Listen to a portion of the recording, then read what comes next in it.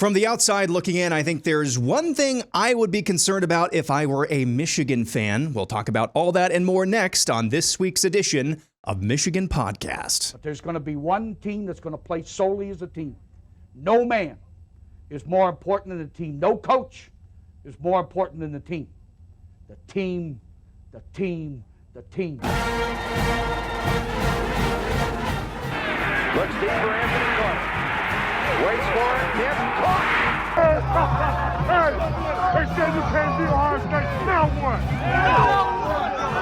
Brady gets terrific. Throws it and in. Touchdown, Knight again. Schultz just before Brazil got him. And a leaping interception by Woodson. Harbaugh back to throw over the middle. Caught by Collier at the 5 on his feet. Touchdown, Michigan. On its way. It's good. He's 5'7", 179 pounds, a junior at Michigan. But Jamie Morris packs a wallop, and he delivers for Bo Schembechler. And here's your first play. Pressure coming. Sack. It is Glenn Steele, number 81, who fought his way through the traffic. Option. And Robinson calls his own number, and he's going to score. Oh, an easy touchdown for Robinson and Michigan.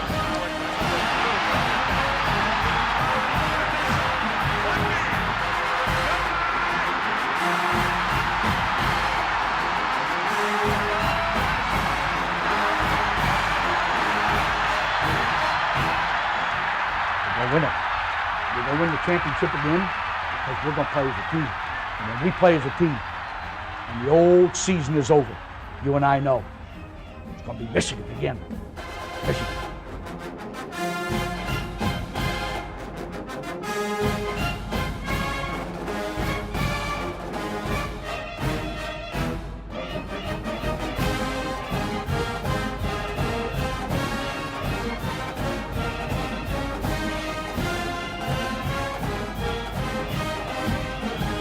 Greetings, not go blue. I'm an Iowa fan, so I'm not going to say that. But welcome to another edition of Michigan Podcast. Steve is out this week, of course, with the events taking place nationally. Just didn't do Bigger Ten last week. He's out, like I said, but I just decided the show must go on nonetheless. So I'm Aaron McIntire. I'm the producer of Michigan Podcast. You've heard my voice on Bigger Ten if you watched that, or a few times here on Michigan Podcast. I am joined by my co-host, Never Partner's son. That would be Noah Deace.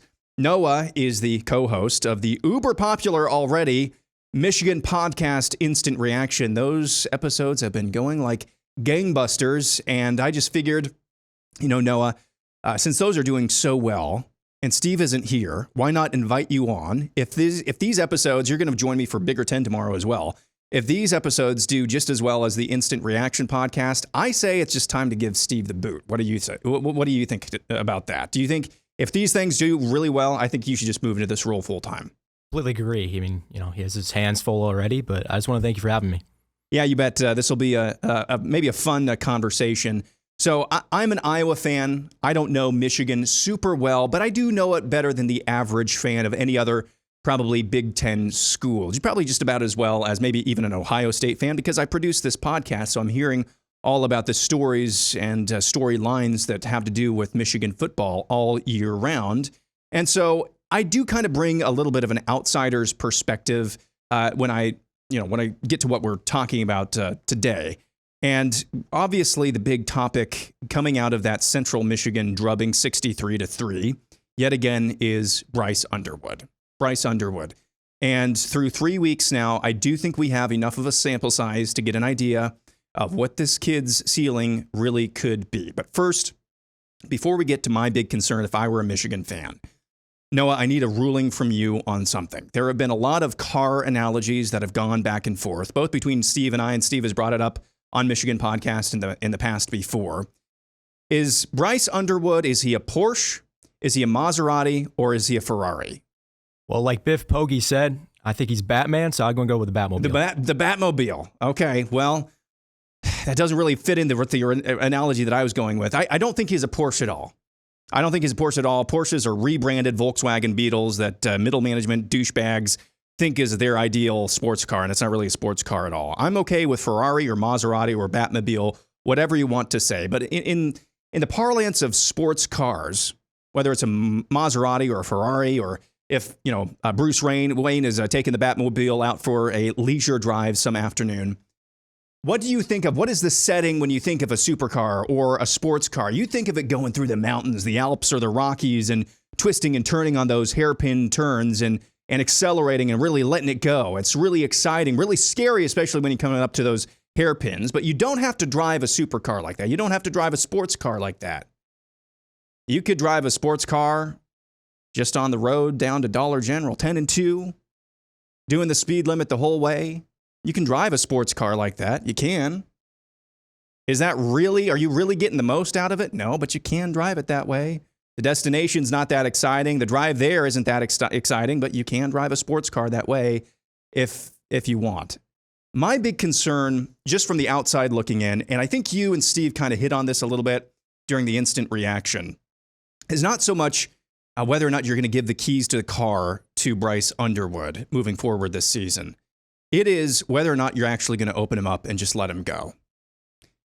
My great concern, and you've hit on this as well, but my great concern is we've had 3 games, and that's not a huge sample size. Like I said, it's enough to kind of get an idea of what you're dealing with Bryce Underwood. But in the first game, I thought he looked great. Yeah, it's his very first collegiate experience, so there's going to be some hiccups here and there.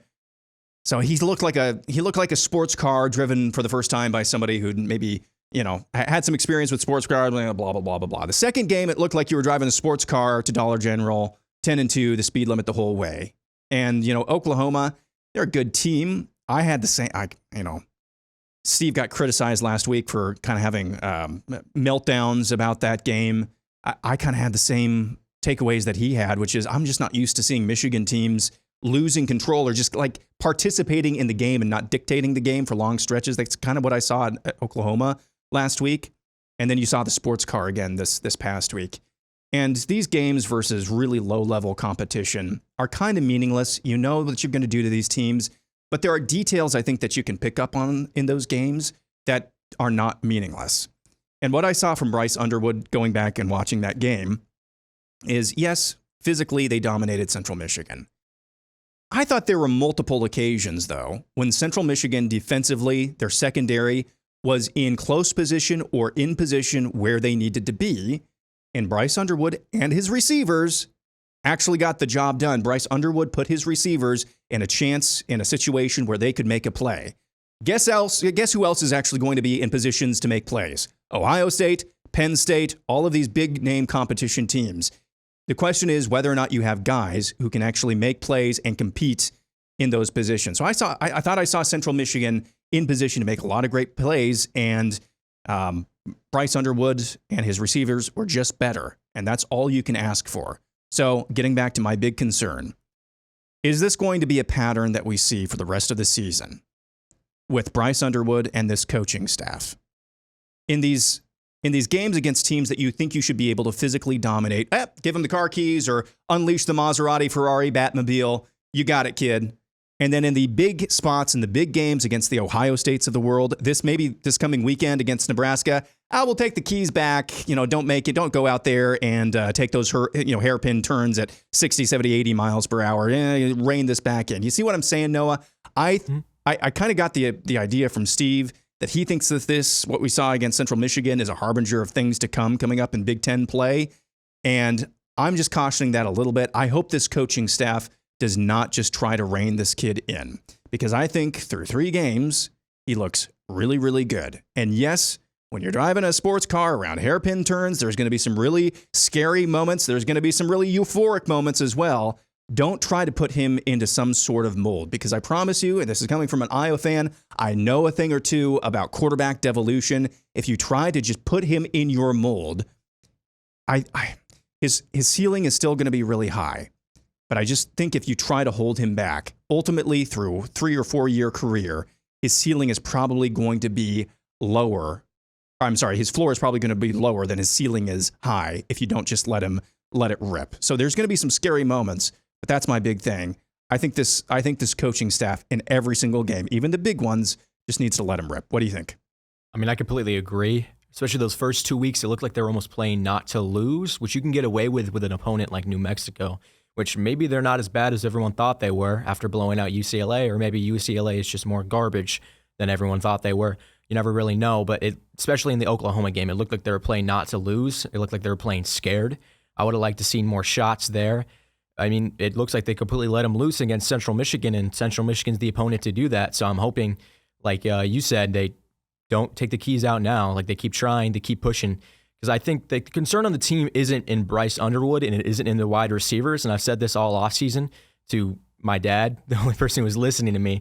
But I've said this all offseason, and my biggest concern is in the offensive line, because I think the ceiling of this team is decided by that, because it's Michigan, and every time Michigan's been good, the offensive line has been good.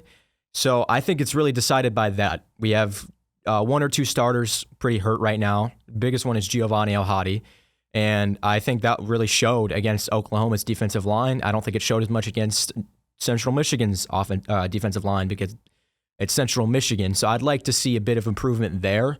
Because I really, like I said, the ceiling of Michigan is decided by that. And you can't depend on a good running game with Justice Haynes and Jordan Marshall if you don't have a good offensive line. And you can't rely on an 18-year-old quarterback, even if he's as good as Bryce Underwood, if you don't have a good enough offensive line.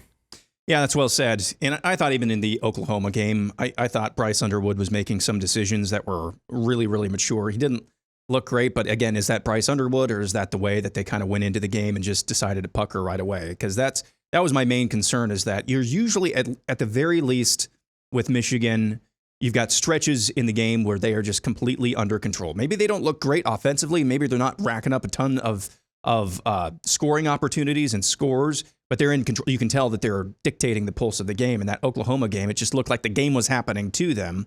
So if I were a Michigan fan, I'd say I hope what you saw against Central Michigan is the blueprint for the way forward. Any other dangling participles that we can glean from Central Michigan? Again, you talked about some concerns on special teams. I don't know. I think I would, if it were actually a thing, I would trade some special teams miscues if it was guaranteeing that you were actually going to let Bryce Underwood be unleashed for the rest of the season in Big Ten play. Any other things that we can glean from that Central Michigan game? I'm interested to see who the two starting guards are on both sides. I'd like to see Jake Wanera start. I like what I've seen from him. I think he's a good all-around player, and I think it'll be Brady Norton, Nate Afobe battling for the other spot. The thing I'm the most interested in is the return for Rod Moore. I believe it was Biff Poggi said he's most likely going to come back. I don't remember where, I heard somewhere that he could have come back for the Central Michigan game, but they still sat him. I'm not sure if that's true or not, but I'm interested to see how long it takes for him really to get back into the rhythm. Because I think what I've seen so far from this team is a little bit of weak coverage from the secondary. I'm not sure if that's weak play calling or the secondary is just a little bit weaker this year. I don't think it is, specifically in the safety spot. Corner's a little bit more of a concern, but especially in that safety spot, I think there's a lot of depth and a lot of talent. And I'd like to see how far up the ceiling of that can go with Rod Moore. But, I mean, he hasn't played football in 18 months, but at the same time, he's on a completely different level in terms of athletics than you or I am. So I can't imagine what that'd be like for him, how long it takes for him, whether that's one quarter against Nebraska, whether that's 2-3 weeks. You never know. So I'd like to see how the secondary and just the coverage overall can improve with a guy like him. Yeah, that was one thing. Going back to the offensive line, that was one thing where it was like, multiple moments where, and Steve pointed some of those out on the Michigan podcast, X feed, multiple moments where it's like, that's kind of an unrecognizable offensive line. And you're right. Ultimately, the ceiling of this team is going to be dictated by that offensive line. Bryce Underwood can cover a few sins there, maybe on a deficient offensive line. But ultimately, the way that line goes is going to be the way that your team goes, and really every single team goes. When we come back, it'll be the 10-minute war with Mark Rogers. We'll get his take on what we just talked about. It's coming up next. Folks, the best way to support us here at Michigan Podcast is to do so via our Patreon page, patreon.com/Michigan Podcast. We are posting picks there year round, whether it's Major League Baseball, whether it's college basketball, whether it's the NFL, and of course, college football. Our win total best bets, you would have gotten those, for example, before the market moved. About half the books in the last few days moved on Texas under 10.5 down to 9.5. If you were following us on Patreon when we posted that, you would have gotten that before that number moved, right? So we give you all kinds of great data and picks, PGA major picks as well. We've cashed 8 of the last 11 majors in professional golf. So if you want to support us on our Patreon page, it's just $10 a month there at patreon.com/Michigan Podcast. That's right, just $10 a month. Patreon.com/Michigan Podcast. That's patreon.com/Michigan Podcast. And thank you so very much if you're one of our supporters already. Yeah, we're not letting the 10-minute war go anywhere anytime soon. Even though Steve is gone, we're just delighted to be joined once again by Mark Rogers, the voice of college football. Mark, how are you doing, man? Aaron, I'm doing just fine. Good to see Noah as well. How are you guys doing today? We're doing just fine. Noah's doing a great job. He's done just gangbusters numbers with Steve on the Instant Reaction podcast that they've got going on this year. And so I told Noah, hey, if Michigan Podcast and then tomorrow Big or 10 go really, really well, even better with Noah here, I think it might just be time to kick Steve to the curb. Yeah, it was about due. We were just, I think we were all secretly looking for a replacement, and this obviously just fits perfectly. Absolutely. So I want to reset what we talked about at the top of the show this week. And I just kind of there's a lot of car analogies that have been used on Michigan Podcast and Bigger 10 about Bryce Underwood. And he is whatever sports car, supercar you want to talk about. Let's just say, for the sake of this conversation, a Ferrari. You think about driving Ferraris, you don't think about driving to Dollar General, the speed limit, hands 10 and 2. You don't think about driving a supercar or a sports car like that. You think about driving through the mountains, taking hairpin turns, letting it rip, on the long stretches. Yeah, it's a little terrifying when you're going around those hairpin turns, but it's also really exhilarating when you get to open it up and you're just in this beautiful scene and the destination is gorgeous. I think that's kind of what we've seen now from, I know it's only 3 games, but from what I've seen, I'm not even a Michigan fan. I don't follow super closely, but from what I've seen so far, Bryce Underwood looks like he has a pretty high ceiling. You can see some of the decisions he's making are beyond his years so far, in my opinion. And so I think the main concern, if I'm a Michigan fan, is not so much giving the keys of the car over to Bryce Underwood. It's just letting him open it up every single game. And there's going to be some scary moments, especially in the first couple of seasons here. There's going to be some games that maybe you should have won that, he let it open up a little too much, and you went around that hairpin turn and you ended up in a ditch and you lose a game. But I just think trying to put him into a bottle ultimately is not going to do him any service, and certainly not the team. What did you see from Michigan over Central Michigan 63-3? And what do you think about that analysis and concern? Well, Aaron, I would say that if this was not Michigan, if this was somebody else, I would be completely on board. However, I've got to weigh the Michigan culture, identity with, okay, in 2023, they had a future top 10 pick, first-round quarterback, J.J. McCarthy, and what did they do? They kept him under wraps. They played Michigan football. They played to their strengths, which was arguably the best defense in the country, and a two-headed monster running back, specifically Blake Corum, at the lead. So how much of this is because I took calls directly after the Oklahoma game, and Michigan fans were pouring in with the same type fervor of, let's cut him loose. What was that? No creativity on offense, didn't let him throw, put him in bad down and distance situations, played scared. And I don't know if Michigan football is playing scared or they're playing their identity. And I hearken back to the 32 consecutive runs against Penn State. And had that not worked, well, it would have looked like they were playing scared. But since it worked, then it's genius. It's Michigan playing Michigan football and mauling even Penn State. So I am kind of wrestling between that. And I just believe that maybe the wins against Ohio State and Alabama to a certain extent put Sherrone Moore in a mindset that if our defense is as good as I think it is, and we're one Khalil Mullings run, USC, Ohio State, one just breakaway run away, which they got the first play of the second half, of course, against OU, then I just cross my fingers, and all we need is one break. We need one break, and they got a couple. They got the muff punt. They got a few other things went their way. John Mateer threw a bad interception. And if we stay within one score, and for as ugly as it looked in Norman, they were within one score until very late in the fourth quarter, we can pull this game out. And this is how I'm going to play until the combination of my young quarterback, and let's not forget, he didn't have the most time in the world during that game, and also a wide receiver core that is very much in question, until they give me the confidence that I can cut him loose. And not just, again, let's emphasize, not totally about cutting him loose, but cutting them loose collectively as a group and trusting the entire unit to orchestrate a passing game. Then I'm going to play Michigan football, and I'm going to call it Michigan football and not necessarily playing too conservative, too scared. So, Noah, I want to go to you since you're the actual Michigan fan on this panel, but I'm glad you brought that up because that's what I was talking about. And if the way that you and I are characterizing this concern is actually accurate to some degree, and we had Sherrone Moore in the studio with us and we were arguing with him about that, who would win the argument by and large? It's the guy who beat Ohio State the last few times. Was he the coach even 3 years ago? Was he the coach? I can't remember when Jim Harbaugh was out, but he's got 24. Yeah, yep. The 23 and 24. So yeah, the last 2 seasons, that's who's been the coach. And so it's really difficult to argue with that because he's got a way that has worked for him. It's just, I think if you're a Michigan fan and just looking from afar and trying to put on as objective as a hat as possible, I'm not sure if the reality of the situation is that you can play the way that you want to play all of the time this season, but we've still got games to play. What did you think of Mark's take there, Noah? You raise a valid point, but I think you always got to play to your strengths.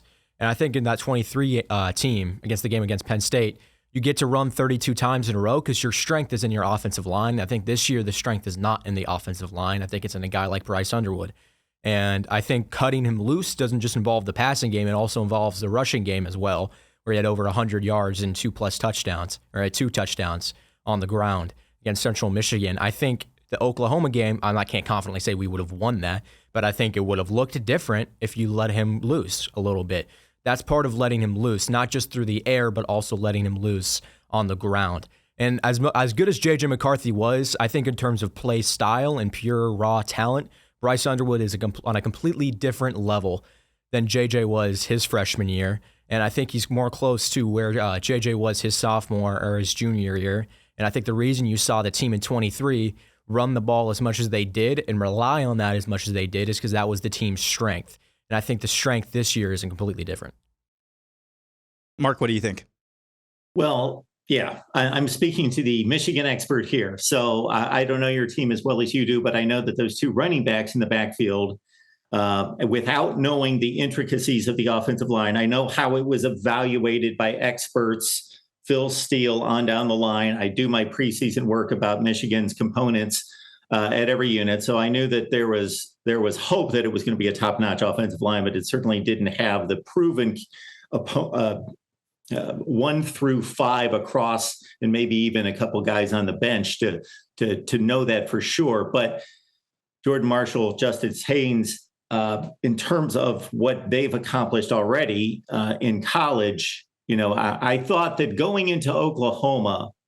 Now, your point, no, I would say is more valid for me this week going to Nebraska, having seen the Oklahoma game, than it was going into Oklahoma, because I thought that they should at least try to lean on the Sooners, to try to protect Bryce Underwood with a running game. But now that somewhat failed, they may reconsider that against Nebraska and say, hey, we do need to cut him loose. And there were pass plays open in the pass game against Oklahoma. If I recall, I counted like 9 missed throws against Oklahoma. And even though he did get pressured somewhat consistently, it wasn't some onslaught of pressure constantly. I think that he can play better. And let's not forget, he never faced that hostile of a crowd, that type of crowd. So now with that experience in his back pocket, he goes to Lincoln. Memorial Stadium is going to be rabid. They think they're back.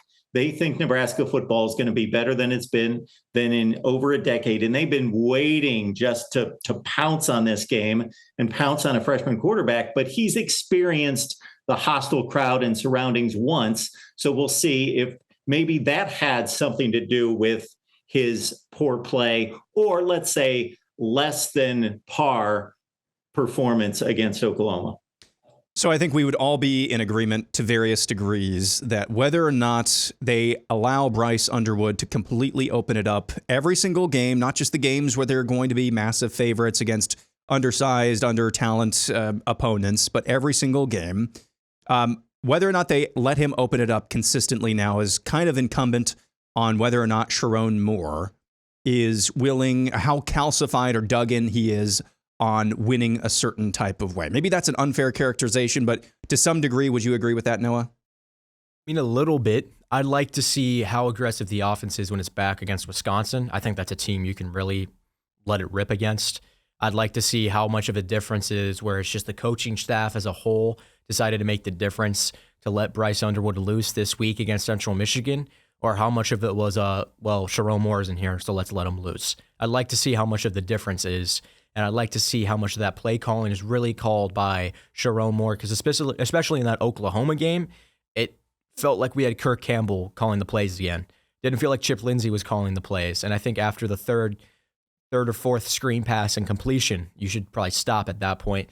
And after running into stacked lines 7 times in a row, you have Bryce Underwood, a quarterback. You have to give him a little bit of something to think about.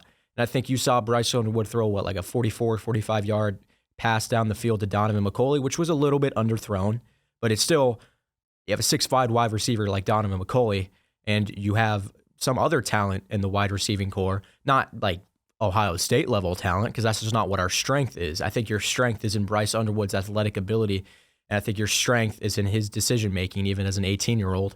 And I think that it gets to a point where when you're going against a defense as good as Oklahoma's, and even with 2 running backs like Justice Haynes, Jordan Marshall, when they're rushing 7 and there's 5 guys there, when any given play, 1 or 2 of them can just get absolutely wrecked because their footwork isn't where it should be, you could just watch that, just take them out, and then now there's only 3 offensive linemen against 7 rushers. And even a good running back as Justice Haynes isn't always going to make it happen against there. So I'd like to see a bigger difference in just the decision-making and then like playing to the team's strengths and really letting Bryce Underwood let it loose and giving him situations where he can succeed and not putting him in a situation where you're playing not to lose. You're a little bit scared of him throwing an interception, because I'd rather see a throw like you did in that Central Michigan game, his first interception there, where it was just a deep shot. It was a pretty poor decision. He shouldn't have made that throw, but at least they were letting him throw. You know what I'm saying? I'd rather that happen than you go 9 of 24 and you throw 15 screen passes in those and out of those 24 attempts. I don't know if that's the actual number. That's what it felt like, though. It felt like they were a little bit scared of letting him loose, and also feels like they're not really giving him easy stuff. I feel like there's a lot of easier stuff you can give him that they're refusing to give apart from just screen passes. So I'd like to see a little bit more of that as the season goes on. And Aaron, just to cut in real quick and add to what Noah's talking about, Sherrone Moore's rhetoric the entire offseason was, we are going to be and maintain Michigan identity on offense, run the ball, power offensive line, dominate opponents up front. However, we want to add an explosive element that has been not just missing in 2024. Obviously, that was an aberration. The mess at quarterback, that was just inexcusable offensive performance in the passing game. But even in 2021, 22, 23, with all the success, Sherrone Moore was even looking for, the way he was talking, more explosive offense there. Then he brings in an excellent offensive coordinator in Chip Lindsey, who's levels above Kirk Campbell and has shown it and proven it at major stops. Now it's time to prove and back up that rhetoric. You gave it a shot at Oklahoma to play close to the vest, protect your young quarterback, hostile environment, but he's worked through that. He's had 2 more games to work through it, or 2 more practice weeks to work through it. Now, are you going to maintain Michigan identity, but cut it loose and show the explosiveness that you've been talking about the entire offseason? Great opportunity to get, or at least start to get, some definitive answers to those questions on the road at Nebraska this weekend. Mark, before we let you go, I've already kept you longer than I said I would. Any storylines coming out of Ohio State's game against Ohio? I can't even remember what the final score was. It wasn't close, but it was closer than some people anticipated. Any alarm bells or storylines coming out of that game? Well, 13-9 in the third quarter is an alarm right there. And Ohio's a good football team. And Something that I failed, Aaron, to capitalize on last week was how Michigan fans would dub this game and refer to this game, because they're always calling Ohio State Ohio. Yeah. Well, they were actually playing Ohio. So was it Ohio versus Ohio? I don't know. I did not get that answer from anyone. But 13-9. And Ohio, they took Rutgers to the wire, lost by a field goal. They beat West Virginia at home. So this is a quality MAC team, but still obviously not somebody that Ohio State should not put away, and finally did by 28 points. So they ended the game right on the line in terms of the Vegas line.